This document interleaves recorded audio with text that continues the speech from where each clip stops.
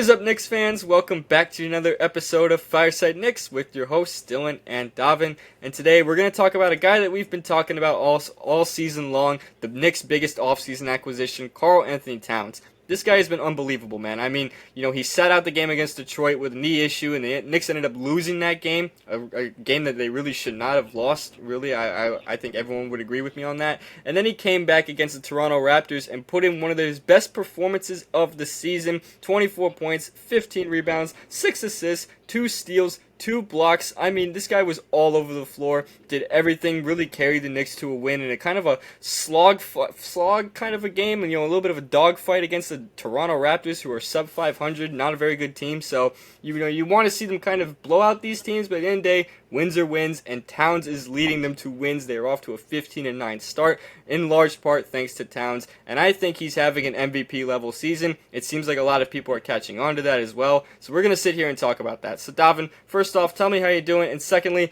what are some of your biggest takeaways from Towns' season so far, because it's been a lot of good from him.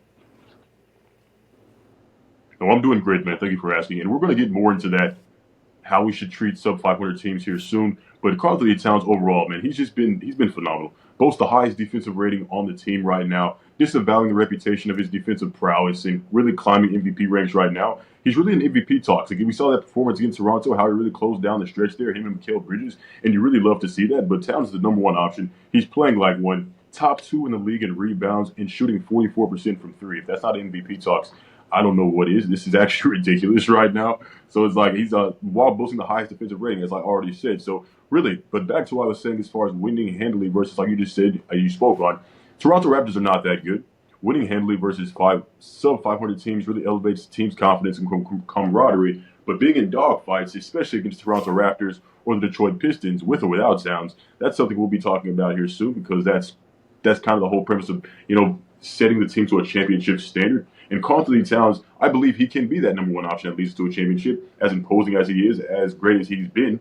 But at the same time, defensively, we have to figure that out, and that's all that's about. Yeah, and you mentioned the defense, and I know Towns is not exactly like profiled to be a crazy good defender. I mean, he kind of was in college, but then when he shifted over to the NBA, he kind of just became a more offensive-centered big, which ended up working out beautifully for him, of course. Multiple-time All-Star, multiple-time All-NBA.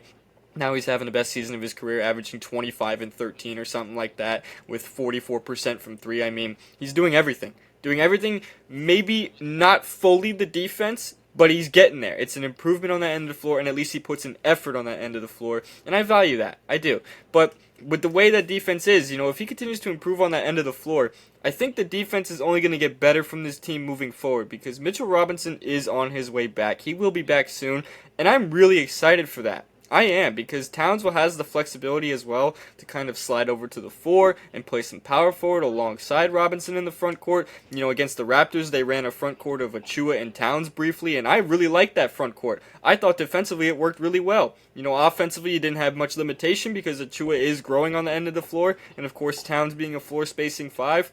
You really weren't sacrificing points, and you were getting good defense out of it. So I really like that front court. I feel like we're going to see a lot more of that as the season goes on, as Achua gets healthier and is more ramped up, because he seems like he's still on kind of a minutes restriction at the moment, so it doesn't seem like he's going to get a whole lot of playing time this week, but as time goes on, he will continue to see the floor more. Jericho Sims is basically phased out of the rotation at this point, so I don't expect we're going to see a lot more of him unless players get injured. But with that being said, I'm really excited for Mitchell Robinson coming back, and I think the team's success, while Towns is a big part of it right now, I think if the team wants to be complete and really take that, those expectations to championship level, get Mitchell Robinson back on the floor. You got to get him back on the floor, because if you do, you have a much deeper team. You have a much more complete team. You have every area addressed. Now you have, Towns being one of the best offensive players in the league while also being top 3 in rebounding. And then when Robinson comes back, you're essentially adding the league's best offensive rebounder and one of the league's best interior defenders. I mean, you have everything at that point. You have every area addressed, because interior defense has been like the biggest flaw far and beyond for the Knicks this season. And when you have Robinson back out there, it's going to look so much better. And, obviously it might take some time. It won't be like instantly better. I feel like it's going to, there's going to be some growing pains. Robinson's still going to kind of get his conditioning back, all that stuff. But regardless of all that stuff, I really think Towns is having an MVP season. I think really the void he is filling in right now with some of the injured front court players is massive because, when Achua and Robinson were both out to start the year, before we made the trade for Towns, Julius Randle was going to be the starting center. And I did not want to see that. I'm just going to be honest with you guys. I did not want to see that. I was a huge Julius Randle fan. Of course, I really liked how he played. I thought he fit well with the Knicks and all that stuff. But I did not want to see him play center. I really did not. That was the one thing I did not want to see him do. He's undersized. He's not an imposing enough defender to play center. That would have been a disaster. So I'm glad they made the trade. The trade obviously worked out very well for the Knicks in their part. The Wolves are kind of, struggling a little bit with some of their guys. I mean, I'm not necessarily saying the Wolves are bad, but they definitely took a step backwards, which is odd for them that they did that, trading away their franchise player after they just had their best season since the Kevin Garnett days. But they gave us Towns, and Towns is having his best season. He's having an MVP level season. On the latest MVP ladder from the NBA, he was ranked 5th on that list, and I fully agree with that. I'm not going to sit here and say that he's definitely going to win the MVP right now because we're only 25 games in, but at the same time, we are a fourth of the way through, so we can sit here and look at the trends and go, if he's going to keep playing like this, then he will be in the MVP conversation. Right now, I think the MVP favorite is easily Nikola Jokic of the Denver Nuggets. I mean, he's averaging like a 30-point triple-double. I don't really know how you can compete with that. To me, he's going to win the MVP. I think he will at the end of the season. That's a very bold prediction right now, but I do think he will. But I do think Towns will be in that conversation like how Jalen Brunson was last season when Jalen Brunson finished 5th in MVP voting. I think Towns will be in a similar boat this season because he's really doing everything for the Knicks. He's scoring, rebounding. His passing is very good too. Very underrated aspect of his game. Defense is improving. I'm really looking forward to what he does the rest of the season. I want to give you a chance to get some input on that because there's a lot more we can talk about Towns, but he's been unreal for the Knicks this year. He's surpassed my expectations, honestly. No, absolutely, because right now, as you're talking about defense, the Knicks we're trying to hold them to championship standards right now. The Knicks boast a top 4 defensive rating in the last 6 games. Karl-Anthony Towns spoke about the fact that Mitch Robinson returning. He said, if you need me to play the 4, I'll be a superstar in that role. If we have Precious Achiuwa at the 4 and I'm playing the 5, I'll be a superstar in that role. And that's simply what the fact is with Karl-Anthony Towns. He knows what he's here in New York to do, and that's to be the number 1 option on a championship team. And I think everyone should kind of just embrace that at this point.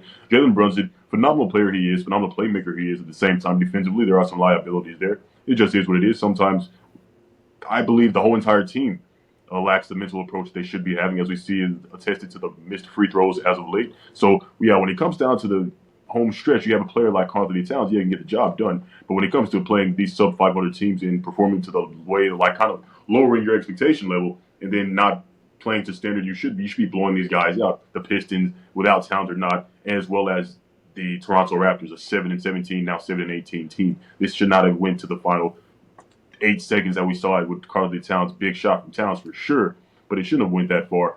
I believe everyone could have played a little better. Jalen Brunson, they shot 12 for 19 from the free throw line against the Toronto Raptors, and that's coming after they shot insane 16 for 27 from the free throw line against the Pistons, which is like, you guys only lost the Pistons game by less than 10 points. You make free throws, this game is yours. There's not even a question about it, but the mental approach with the New York Knicks does not, and Mikal Bridges talked about this after the Pistons game, they're not good enough to just take a night off. You're not good enough to just not be playing defense or choose when you want to turn it on, turn it off. That's not what this is about. And I do appreciate Karl-Anthony Towns' approach because let's say he was the stick that we know him to be or knew him to be as far as in Minnesota, as far as defensively goes, we would not even be in this conversation. This conversation would be a completely different situation. It'd be more like, is Towns the right fit more than, us really being overjoyed with how great he's been playing. Because we know without him, as far as him being imposing on defense and tenacious on the boards, we would not be in the standing we are at the moment. It just is what it is. Yeah.